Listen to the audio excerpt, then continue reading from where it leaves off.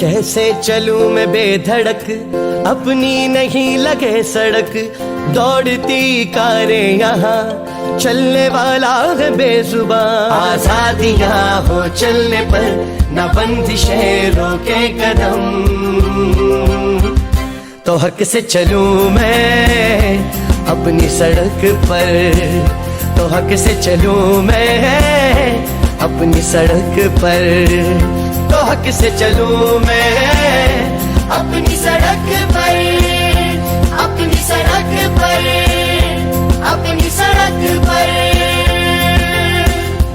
बेशक पैदल चलने वालों का है पहला हक, स्ट्रीट्स फॉर ऑल, है अपनी राहें, है अपनी आजादी।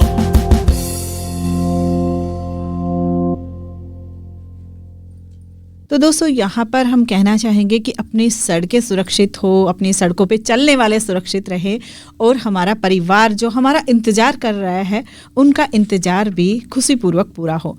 यही सोचकर हम लेकर आते हैं आपके लिए प्रोग्राम अपनी राहें अपनी आज़ादी, गुड़गांव की आवाज़ रेडियो पे।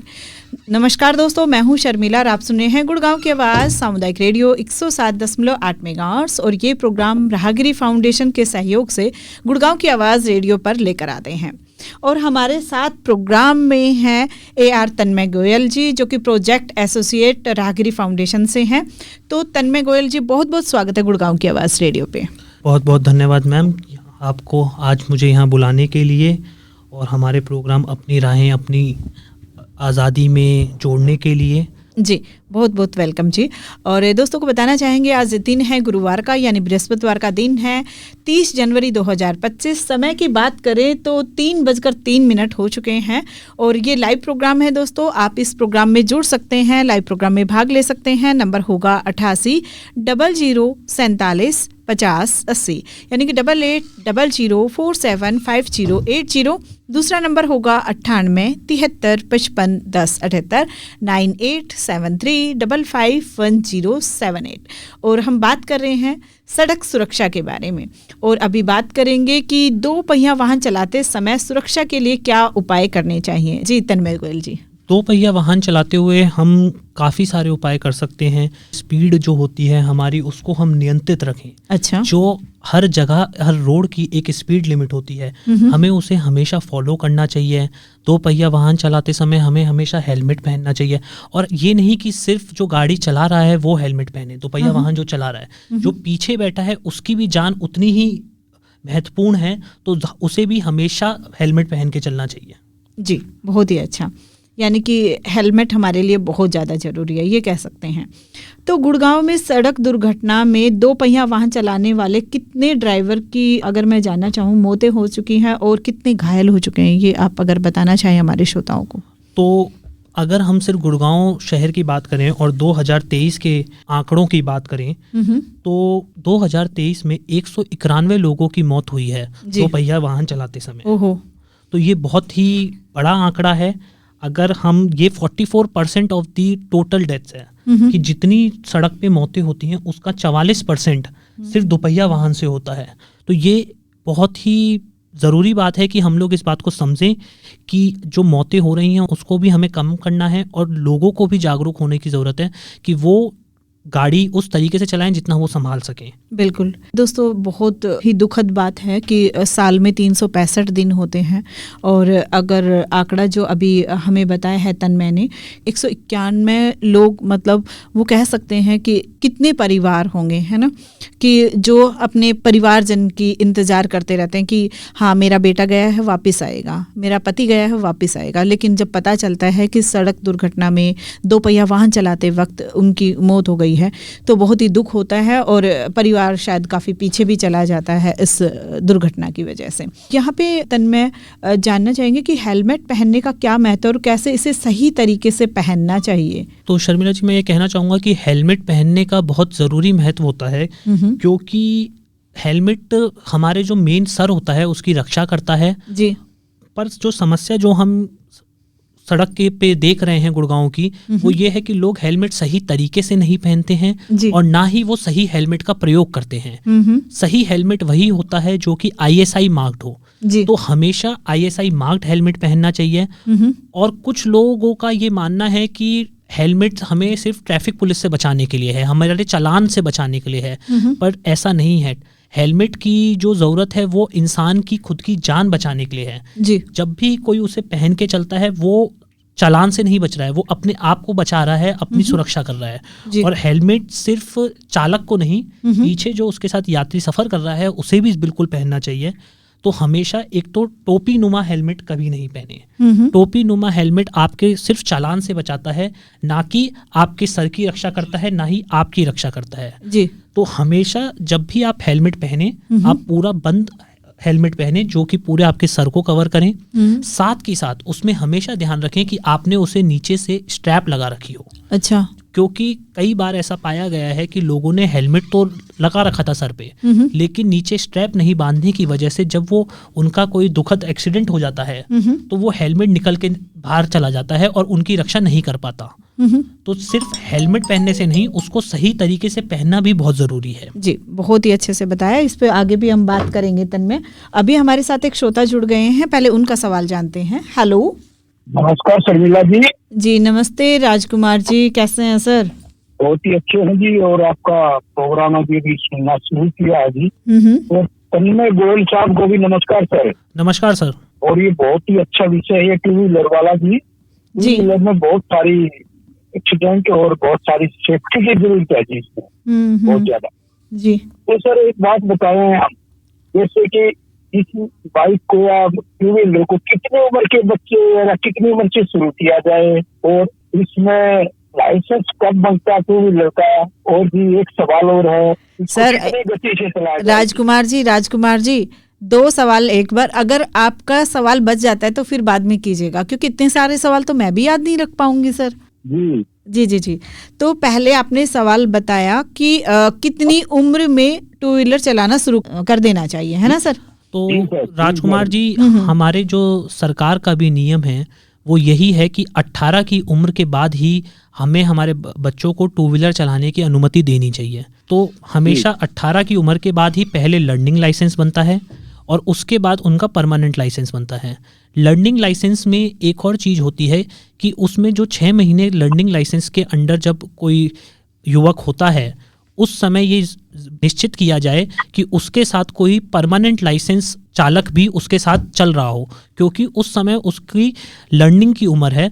तो कोई जब परमानेंट वाला लाइसेंस वाला होगा वही उसे बता पाएगा सही तरीके से कि सही तरीके से टू व्हीलर कैसे चलाना है। जी राजकुमार जी।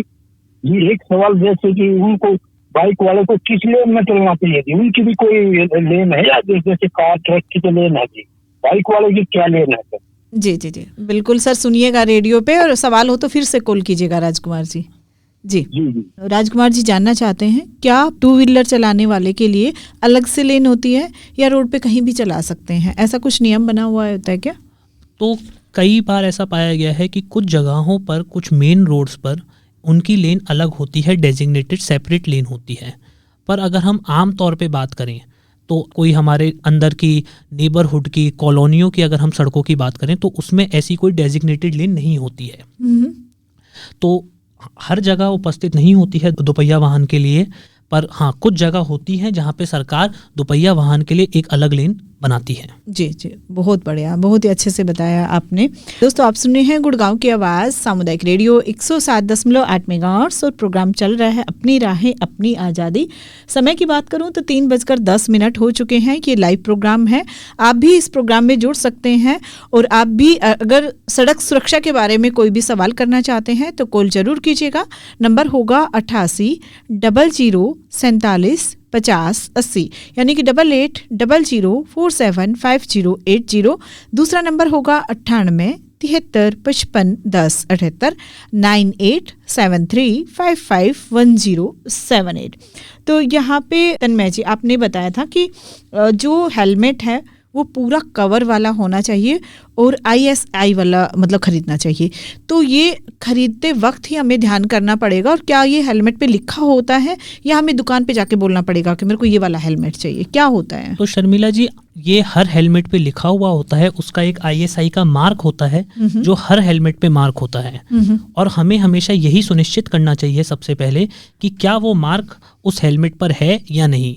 पर आमतौर पर लोग कुछ पैसे बचाने के लिए ISI मार्क का हेलमेट नहीं खरीदते हैं, क्योंकि उनको लगता है कि हमें सिर्फ चालान से बचना है जी। लेकिन हमें ये चीज़ समझनी होगी कि हेलमेट का उपयोग हमें चालान से नहीं, हमारे सर की सुरक्षा, हमारे खुद की रक्षा के लिए करनी है। क्योंकि कोई परिवार है जो हमारा इंतज़ार कर रहा है, हमारे कोई सगे संबंधी हैं जो हमारा इंतज़ार कर रहे हैं हमारे घर पे, और हम सिर्फ और सिर्फ हमारे जोश में आकर हम इस तरीके से चलते हैं कि बस हमें चालान से बचना है। जी जी। तो हमारे जो श्रोता सुन रहे हैं वो अगर हेलमेट खरीद रहे हैं, मैं तो कहती हूँ कि जब आप 2 पहिया वाहन खरीद रहे हैं तो साथ में हेलमेट भी ले।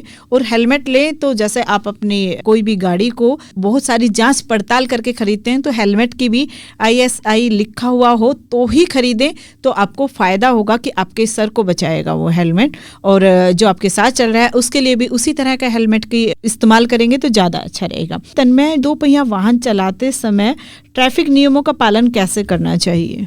तो 2 पहिया वाहन चलाते समय हमें सुनिश्चित करना चाहिए कि जो भी ट्रैफिक के नियम हैं हम उन्हें फॉलो कर रहे हैं, हमने हेलमेट पहना हुआ है। 2 पहिया वाहन पर जो एक और आम तौर पर देखा जाता है कि 2 पहिया वाहन पर जो सरकार की गाइडलाइंस कहती हैं वो कहती हैं कि एक व्हीकल पे से 2 आदमी हो। अच्छा। 2 ही जने हो, भले से महिला हो भले से कोई पुरुष हो। पर आम तौर पर लोग 3-3 लोग 4-4 लोग 2 पहिया वाहन पर सफर करना शुरू कर देते हैं। जी। युवक में अगर हम कई बार कॉलेजों में भी देखते हैं कि वो 3 युवक 3 छात्र 4 छात्र एक संग बाइक पर चल रहे हैं, वो हमें कभी नहीं करना चाहिए। हमें सुनिश्चित करना चाहिए कि हम 1 2 पहिया वाहन पर 2 ही आदमी चल रहे हैं।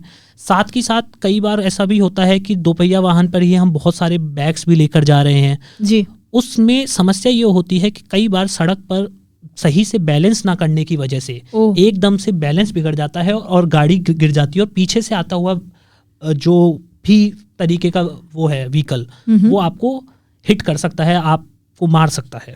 जी जी। साथ ही साथ हमें ट्रैफिक साइनेजेस का भी ध्यान रखना चाहिए कि हम पेडेस्ट्रियन क्रॉसिंग्स पे कभी खड़े ना हों, जो पैदल चलने वालों के लिए है। और 2 पहिया वाहन में हम एक और चीज़ कई बार देखते हैं कि लोग कुछ जल्दी जाने के लिए जो साइड में फुटपाथ होता है जो पैदल चलने वालों के लिए होता है उस पे अपनी बाइक चढ़ा लेते हैं और फिर उस पर तेज गति से निकल जाते हैं, ये सोचते हुए कि हम ट्रैफिक से बच के हम बहुत जल्दी पहुंच सकते हैं। वो भी एक बहुत गलत तरीका है। जी जी, बहुत अच्छा। ये काफ़ी हमारे जो श्रोता भी सुन रहे होंगे, देखते भी होंगे, और ज़रूर उन्होंने इस बात पे बोला भी हो शायद कभी किसी को कि भैया ये गलत है।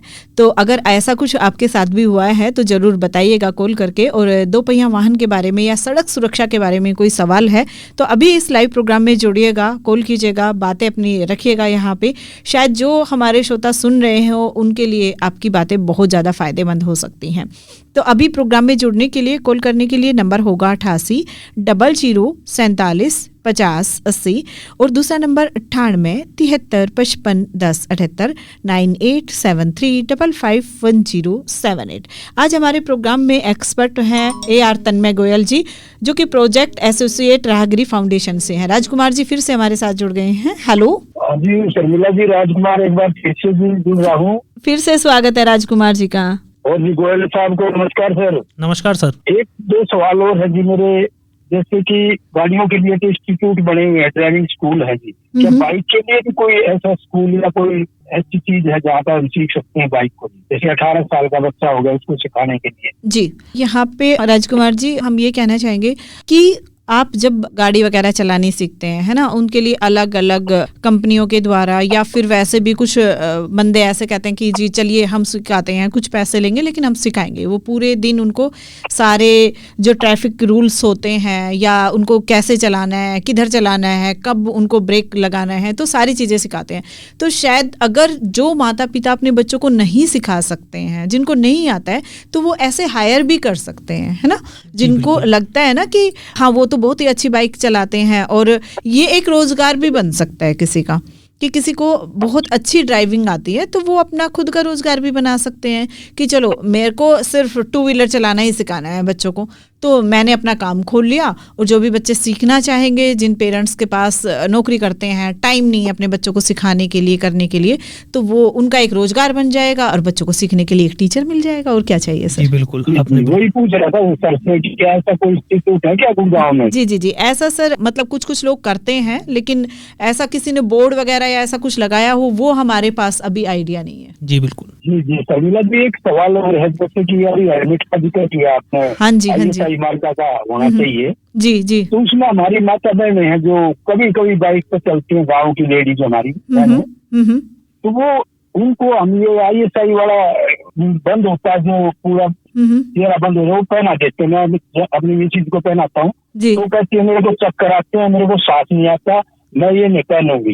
मेरे को वैसा चाहिए जो आता है सरपटोपी की तरह से, उसमें कोई सेफ्टी नहीं होती सब, तो उसमें क्या करें सर? वो पहनना चाहिए नहीं पहनना? सर पहले तो आप एक ड्राइवर हैं, मैं आपसे ही जानना चाहूंगी कि आप बताएं कि आपकी पत्नी की आपके घर में कितनी अहमियत है और आप उसको क्या मतलब अच्छे वाला हेलमेट पहनाना चाहेंगे या फिर आप वो टोपी वाला पहनाना चाहेंगे? पहले आप अपनी राय बताएं।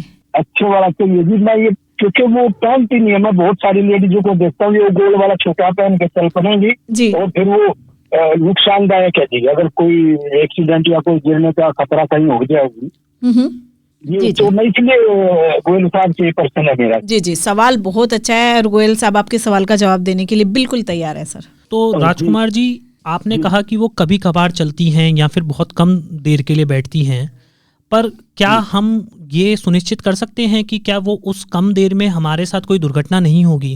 क्योंकि दुर्घटना होने में सिर्फ एक क्षण का समय लगता है और वो क्षण कभी भी हो सकता है। जो ट्रैफिक के नियम हैं ये सब इसलिए हैं कि हम सुनिश्चित कर सकें कि वो एक क्षण हमारे साथ कभी नहीं बीते। मैं भगवान से यही आशा करता हूँ कि ये क्षण कभी नहीं आए हमारे साथ, पर उस क्षण के लिए जो भी समाधान हम ले सकते हैं वो हमारी जिम्मेदारी है कि वो हम सही तरीके से लें। और उसके लिए आप हेलमेट हमेशा यही करें कि वो पूरा बंद वाला हेलमेट हो।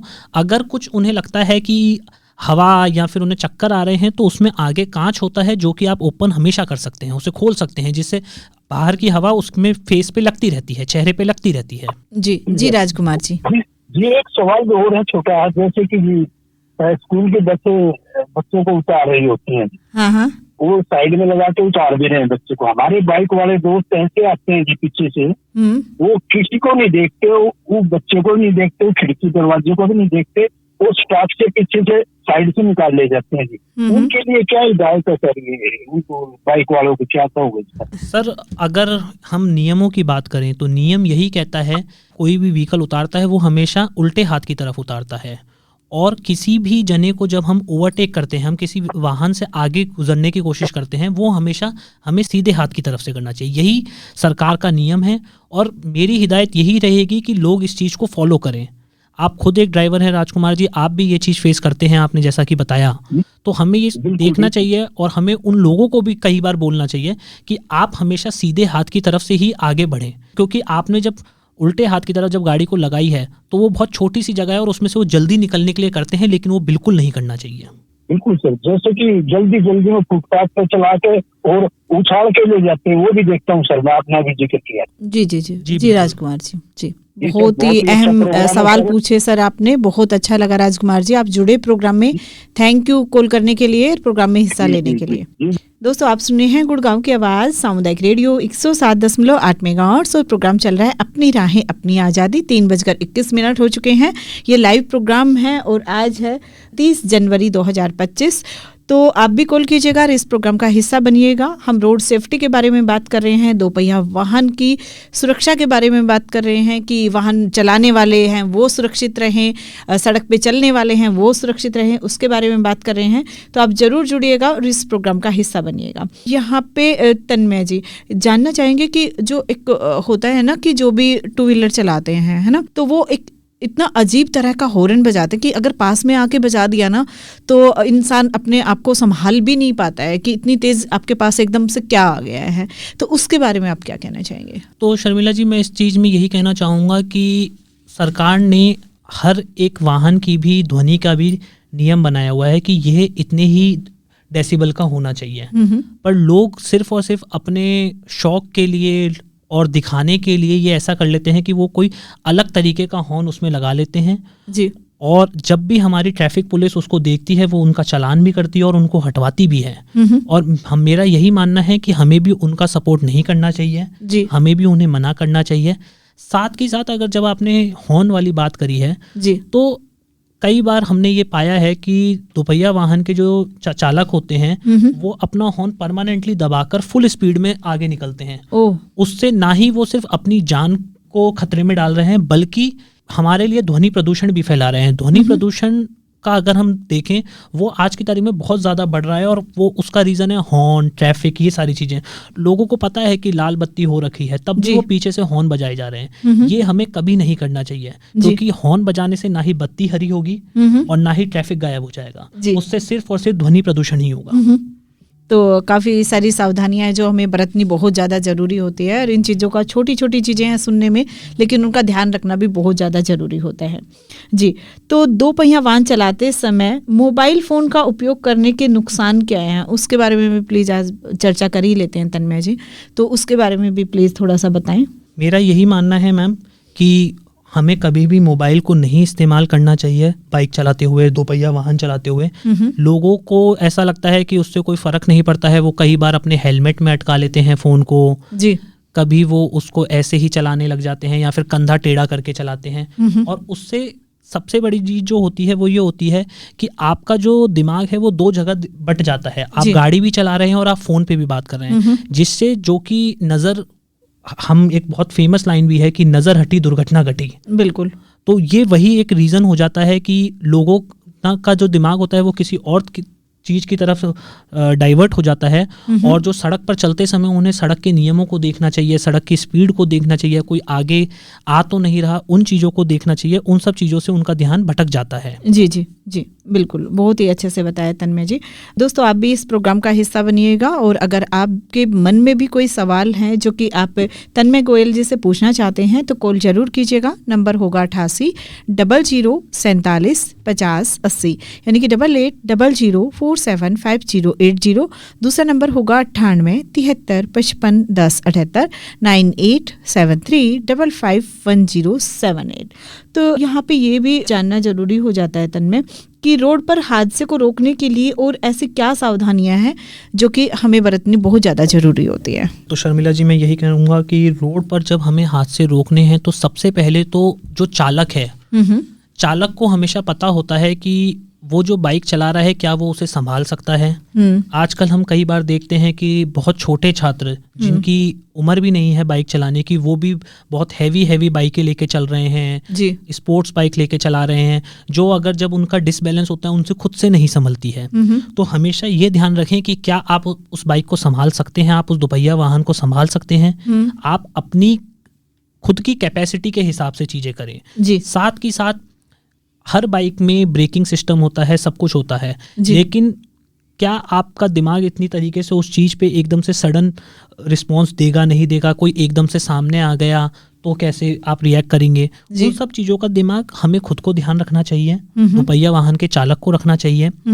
साथ ही साथ मेरा ये मानना है कि हमें हादसे रोकने के लिए एक और चीज़ जो जोड़ सकती है कि हमें ये ध्यान रखना चाहिए जब भी हम गाड़ी चला रहे हैं, दोपहिया वाहन चला रहे हैं, कि हमारे घर में कोई हमारा वेट कर रहा होता है, हम किसी के पास जाने की कोशिश कर रहे हैं, हमारी फैमिली है जी, हम अकेले नहीं हैं। इस दुनिया में कोई अकेला नहीं होता है, उनके साथ उनका परिवार जुड़ा होता है ना। तो आपको सोचना समझना होगा कि आपको एकदम खुश रहना या एकदम स्वस्थ रहना कितना ज़रूरी है ना। और कुछ छोटी छोटी चीज़ें हैं जिनके बारे में हम बात कर रहे हैं, इन छोटी छोटी चीज़ों से कितने बड़े बड़े हादसे रोके जा सकते हैं। तो उसी लिए हम प्रोग्राम लेकर आए हैं कि आप उन छोटी छोटी चीज़ों को सुने, उस पर विचार करें, उस पर ध्यान करें। जैसे तन्मय ने बताया है कि जो छोटे बच्चे होते हैं जिनकी 18 साल से कम उम्र है या फिर 18 के हो चुके हैं लेकिन अभी उन्होंने बाइक चलानी या दोपहिया वाहन चलाना सीखा ही नहीं है, लाइसेंस नहीं बनाए, लेकिन फिर भी उठा के चल पड़ते हैं, तो परिवार वालों का भी एक कर्तव्य बनता है कि ध्यान रखें अपने बच्चों को कि गाड़ी लेके किधर जा रहा है, क्यों जा रहा है, अभी तो उन्होंने सीखी नहीं है। तो अगर आप ध्यान रखेंगे तो शायद वो हादसा टल सकता है।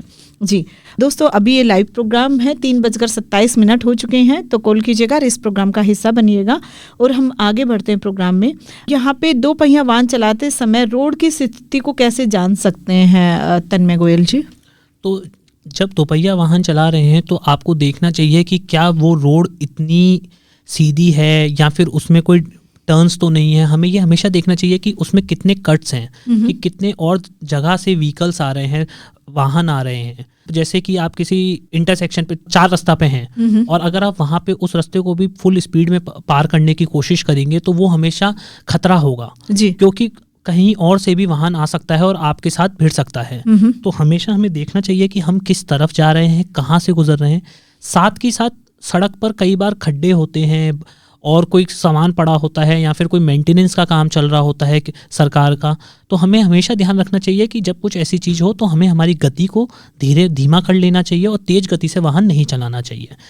जी, बहुत ही अच्छे से बताया आपने।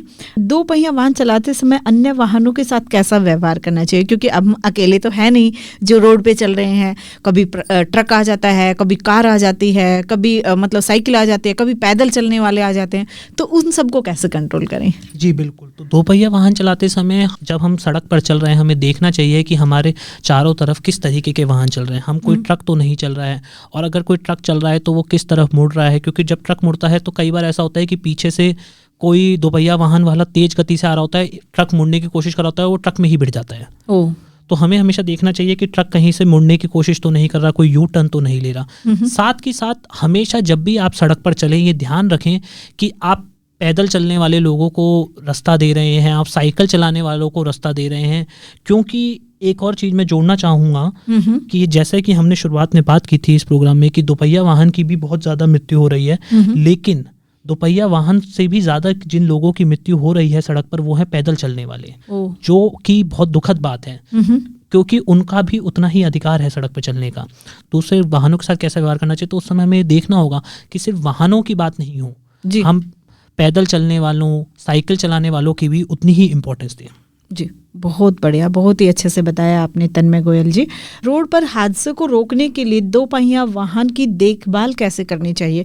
क्योंकि वैसे तो हम अपनी अगर कोई भी गाड़ी या 2 पहिया वाहन खराब हो जाता है तो एक मैकेनिक के पास लेके जाते हैं। कुछ छोटी छोटी चीज़ें ऐसी भी होती है कि अगर हम घर से उसको लेके चल रहे हैं या ऑफिस से लेके चल रहे हैं तो उसकी कुछ चीज़ें हैं जो चेक कर लेनी चाहिए कि आगे जाके वो हादसे का कारण ना बने। बिल्कुल शर्मिला जी, आप सही कह रहे हैं कि 2 पहिया वाहन में कई बार लोग सुनिश्चित नहीं करते हैं कि क्या हमारा जो ब्रेकिंग सिस्टम है वो सही से काम कर रहा है कि नहीं कर रहा है, क्या हमारी जो पीछे की लाइट्स हैं वो काम कर रही हैं कि नहीं, इंडिकेटर काम कर रहे हैं कि नहीं।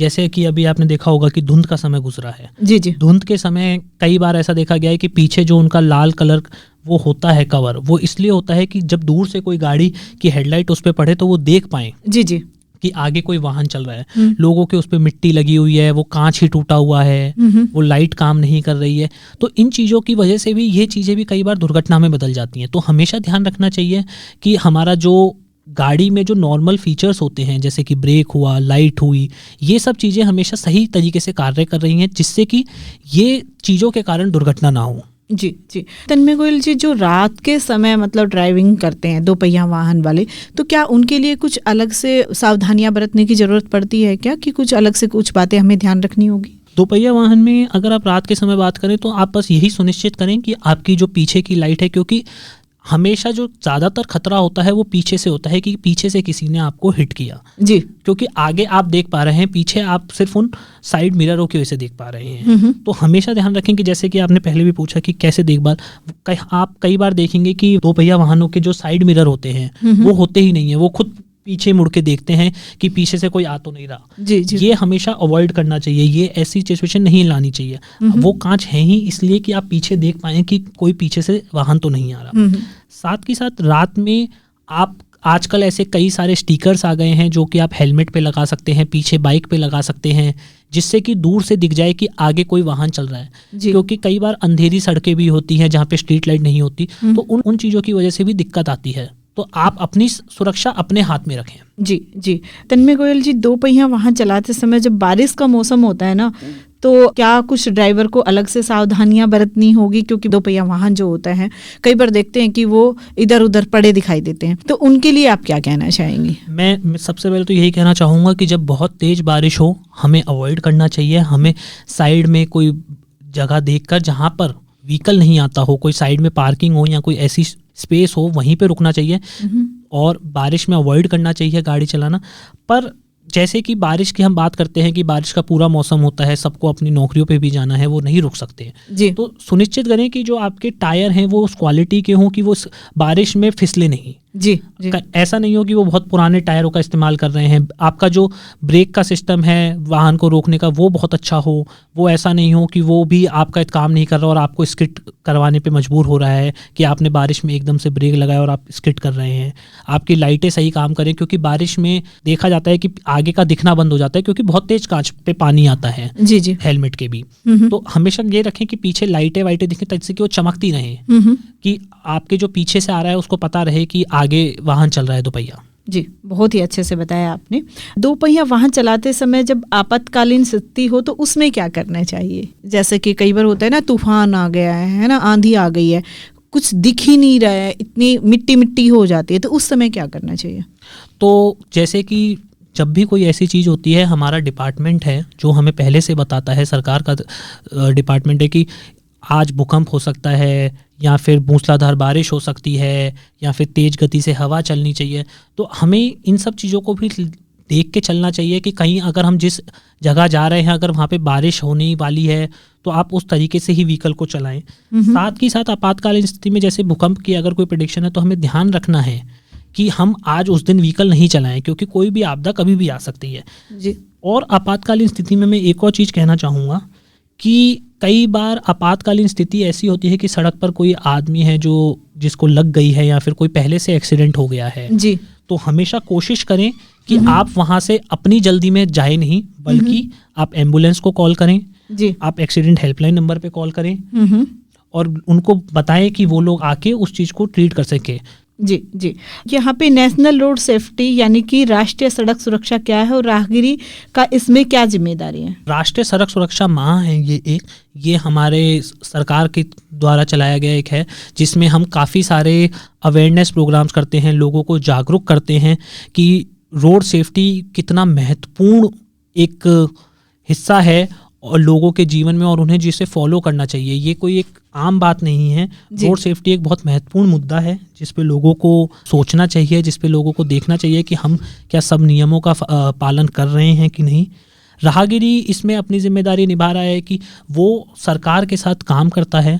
हमारे सरकार की काफ़ी सारी स्कीम्स हैं, हरियाणा विजन 0, गुरुग्राम विजन 0, की सड़क पर जो दुर्घटनाएं हैं वो बिल्कुल शून्य हो जाएं। राहगीरी उस पर बहुत सरकार के साथ मिलके काम करता है कि जो हमारी सड़क दुर्घटनाएं हैं उसमें कमी आए और वो बिल्कुल शून्य हो जाएं। साथ ही साथ लोगों को जागरूक करता है कि हम जो कर रहे हैं आप भी करें, क्योंकि इसमें सबके सहयोग की बहुत ज़्यादा ज़रूरत है। ये किसी अकेले आदमी का काम नहीं है। इसमें जब तक हम लोग खुद की जिम्मेदारी नहीं समझेंगे सड़क सुरक्षा को, तब तक हम इसमें शून्य सड़क दुर्घटनाओं तक नहीं पहुंच पाएंगे। जी, बहुत ही अच्छे से बताया तन्मय गोयल जी।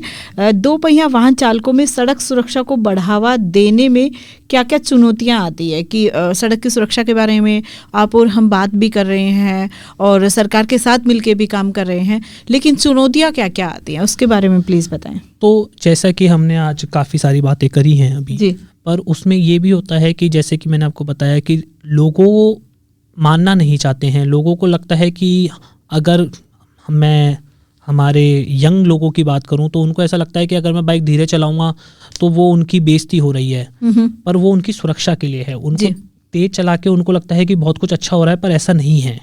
साथ ही साथ लोगों को मेन जो लोग मानते हैं वो ये है कि हमें चालान से बचना है। उन्हें लगता है कि हम इतने तो अच्छे चालक हैं ही कि हमारा कभी एक्सीडेंट नहीं होगा।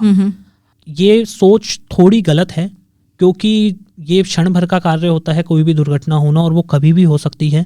लोगों को समझना चाहिए कि हमारी सुरक्षा खुद के हाथों में है और आप सिर्फ चालान से बचने के लिए सड़क सुरक्षा के नियमों का पालन ना करें, बल्कि खुद की रक्षा के लिए सड़क सुरक्षा नियमों का पालन करें। जी, बहुत ही अच्छे से बताया आपने तन्मय गोयल जी।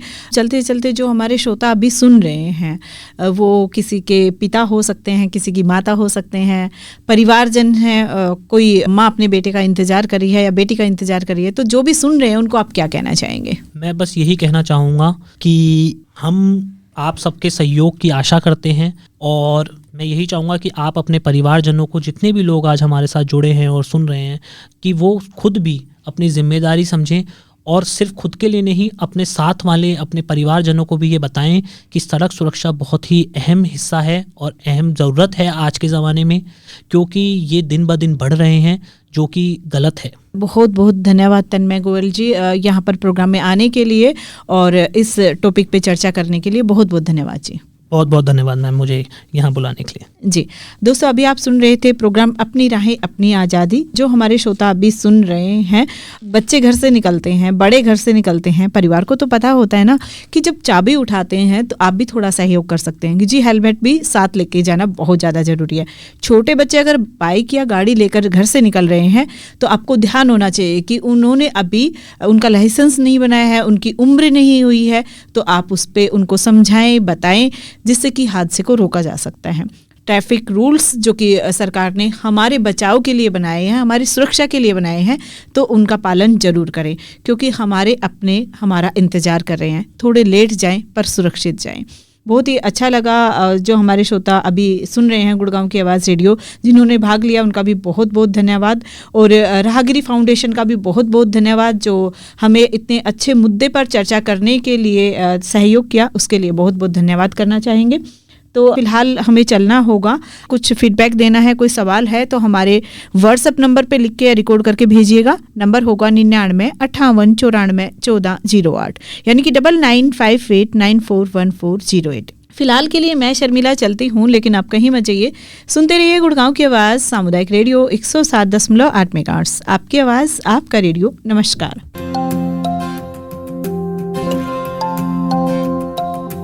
कैसे चलूं मैं बेधड़क, अपनी नहीं लगे सड़क, दौड़ती कारें यहाँ, चलने वाला है बेजुबान। आजादियाँ हो चलने पर, न बंदिशें रोके कदम,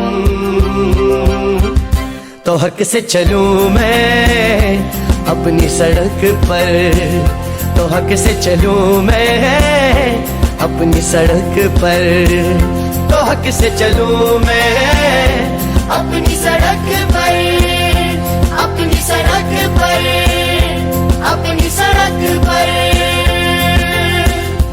बेशक पैदल चलने वालों का है पहला हक, स्ट्रीट्स फॉर ऑल, है अपनी राहें,